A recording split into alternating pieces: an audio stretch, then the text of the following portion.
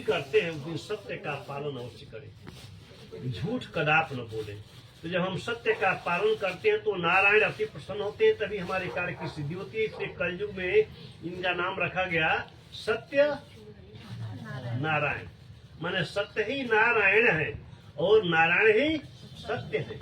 तो जिस दिन कथा करे, व्रत करे, अनुष्ठान करे अथवा कोई धार्मिक कार्य करे, उस दिन सत्य का पालन अवश्य करे। एक समय नैमिषारण्य में, ये अयोध्या के पास में है, सीतापुर और अयोध्या के बीच में है सीतापुर, यहाँ पे सीता जी ने समाधि लिया, पट गई थी, तो आज भी उसका नाम है सीतापुर।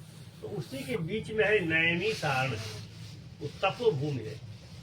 जो श्रीमद् भागवत की जो पहली कथा हुई थी, परीक्षित राजा ने जो सुना था, वहीं पे बैठ के सुना था नैमिषारण्य में। आज जो सबसे छोटी कथा है सत्यनारायण भगवान की, वो भी वहीं से स्टार्ट हुई थी, तो इसलिए उसका नाम रखा गया नैमिषारण्य।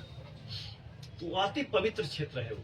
तो उसी नैमिषारण्य में जब कलयुग का आगमन हुआ, कलयुग जो चल रहा है, तो जब इसका आगमन हुआ तो वहाँ पे 88,000 ऋषि मुनि एकत्रित हुए। जो आपका गोत्र है, आप उस ऋषि के खानदान से चले आ रहे हैं। वत्स है, गर्ग है, गौतम है, सांडिल्य है, ये सब ऋषि है। तो 88,000 ऋषि मुनि एकत्रित हुए। उन ऋषियों ने भगवान से यही प्रार्थना किया कि हे प्रभु, इस कलयुग में वेद से रहित, विद्या से रहित, जो अनपढ़ है, अशिक्षित है, अज्ञानी, उनको कुछ ज्ञान नहीं है, उनका उद्धार कैसे होगा। जो शिक्षित है वो तो रामायण का, गीता का, भागवत का अध्ययन करेगा तो उद्धार हो जाएगा उसका, लेकिन जो अनपढ़ है, अशिक्षित है, अज्ञानी है, उनका उद्धार कैसे होगा। ऐसा कोई तप कहिए, ऐसा कोई व्रत कहिए कि उसके करने से उनका भी उद्धार हो जाए। ये 88,000 ऋषि लोग अभी चर्चा कर रहे थे। उसी समय नारद जी ब्रह्मांड का चक्कर लगाते हुए इस पृथ्वी पे आ पहुंचे। इस पृथ्वी का नाम क्या है? मृतलोक इसको कहा गया है। जन्म और मृत्यु दोनों यही होता है। तो जब नारद जी यहाँ आए तो उन्होंने देखा कि जितने मनुष्य हैं सब अपने अपने कर्मों के द्वारा बड़े कष्ट पा रहे हैं। लिखे तुलसीदास जी कि जस करनी तस भोग हुदाता, और नरक जात तब क्या पछताता। तो जो जैसा कर्म करता है वैसा उसको फल यही प्राप्त होता है। तो नारद जी को बड़ा कष्ट हुआ, कहे कि इतने लोग हैं इस पृथ्वी पे, सब कष्ट हैं, बड़े दुखी में, किसी को रहने के लिए घर नहीं, किसी को खाने के लिए रोटी नहीं, किसी को पहनने के लिए वस्त्र नहीं। तो नारद जी को बड़ा कष्ट हुआ और वो सोचे कि इनका कष्ट समाप्त कैसे होगा। यह सोच करके वो भगवान के यहाँ चले गए, विष्णु भगवान के।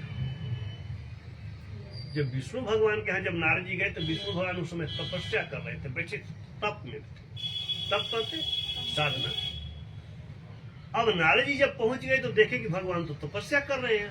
अब मैं अपने कार्य से आया हूँ, उनको जगाऊं तो कैसे जगाऊं।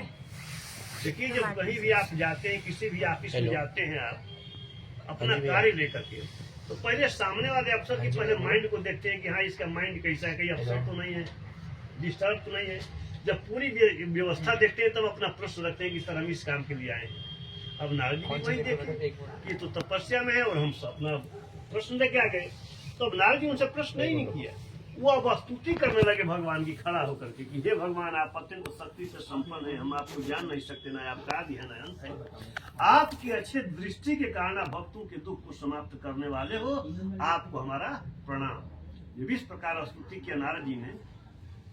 तो भगवान कहे कि अरे नारद जी, इतनी सुबह सुबह आपका आगमन कैसे, सब कुछ ठीक ठाक तो है। भी अचानक आप यहाँ कोई आदमी आ जाए, कोई भी इंसान आ जाए, आप घर में अचानक आ जाए, तो एक बार आपको आश्चर्य हुआ कि भाई कैसे आ गए, क्या बात है। तो भगवान ने कहा कि सब ठीक ठाक तो है, आप अचानक आप इतनी सुबह सुबह। तो नारद जी ने कहा कि हे भगवान, मैं मृतलोक से आ रहा हूँ और हमने देखा है कि वहाँ पे जितने मनुष्य हैं बड़े कष्ट में हैं। तो कोई ऐसा तप कहिए, कोई ऐसा व्रत कहिए जो बिल्कुल सरल हो, आसान हो, खर्चा भी कम लगे और फायदा भी डबल हो। ऐसा ही कुछ उपाय करिए। क्यों कि लंबा चौड़ा कह देंगे कि हाँ जो राजस्वी यज्ञ करो, वाजपेयी यज्ञ करो, अश्वमेध यज्ञ करो, तो उनके पास खाने के लिए कुछ नहीं है, वो यज्ञ कहाँ करेंगे। तब भगवान ने कहा कि हे नारद जी, मैं आज अति प्रसन्न हूँ आपसे। क्यों कि आप हमेशा आते हो तो अपनी भलाई की बात करते हो कि हमको यहाँ यज्ञ करना है, अनुष्ठान करना है, तपस्या करना है, लेकिन आज पहली बार लोगों की भलाई की बात आपने हमारे सामने रखी है, इसलिए मैं आज अति प्रसन्न हूँ और एक व्रत के बारे में मैं आपको बता रहा हूँ। भगवान ने कहा कि इस कलयुग में इस पृथ्वी पे जो भी इंसान श्री सत्यनारायण भगवान का व्रत कथा करेगा, वो संसार का समस्त सुख को भोग करके हमारे आसन को प्राप्त करेगा। इंसान करेगा, आदमी नहीं बोला भगवान ने। अब आप तो कहें कि सब इंसाने हैं, नहीं। इंसान का मतलब क्या है? मनुष्य नहीं बोला भगवान ने, आदमी नहीं कहा, भगवान ने कहा कि जो भी इंसान श्री सत्यनारायण भगवान का व्रत कथा करेगा। देखिए, कोई भी यहाँ पे सारे सिस्टर लोग हैं, माताओं लोग हैं, सब व्रत करती हैं। कोई सोमवार का करता है, कोई बृहस्पतिवार का करता है। व्रत कोई करता थोड़े है,